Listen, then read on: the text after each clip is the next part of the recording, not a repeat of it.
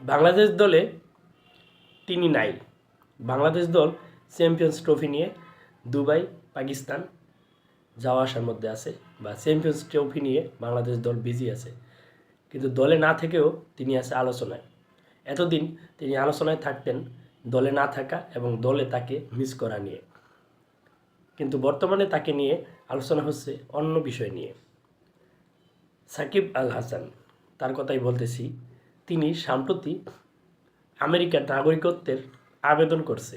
তো তার সেই নাগরিকত্ব আবেদন করার প্রেক্ষিতে ভারতীয় একটা মিডিয়া সম্ভবত একটা সংবাদ প্রচার করছে যে সাকিব আল হাসান সম্ভবত আমেরিকার হয়ে খেলবে। যেহেতু বাংলাদেশ দলে আর তার খেলার সুযোগ নেই, ষড়যন্ত্র বলি যাই বলি, রাজনৈতিক পরিবর্তিত প্রেক্ষাপটের কারণে তার আর বাংলাদেশের দলের হয়ে খেলা আর হবে না হয়তো। তো ভারতীয় মিডিয়া প্রচার করছে যে সাকিব আল হাসান সম্ভবত 2028 অলিম্পিকে আমেরিকার হয়ে খেলবে। তো এটা নিয়ে এখন বাংলাদেশের মিডিয়ায় সরব, যে সবাই প্রচার করতেছে সম্ভবত সাকিব আল হাসান আমেরিকার হয়ে খেলার ইচ্ছা পোষণ করতে পারে, বা তাকে সেই অফারটা দেওয়া হতে পারে। তো এই ঘটনাটা সত্য কি মিথ্যা সেটা জানি না। যদি সত্য হয় তাহলে আমি মনে করব সাকিব আল হাসানের এটা একটা ভালো সিদ্ধান্ত। কারণ এই দেশের ক্রিকেটে সে অনেক দিয়েছে, কিন্তু শেষবেলায় সে পায়নি কিছুই।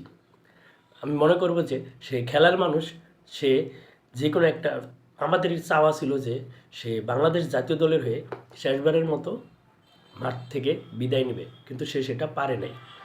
তো আশা করব সে খেলার মানুষ, সে মাঠ থেকে বিদায় নেবে।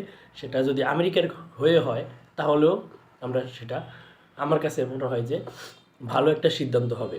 2010 সালে সে ইংল্যান্ডের হয়ে খেলার অফার পাইছিল, কিন্তু সে সেখানে যায়নি।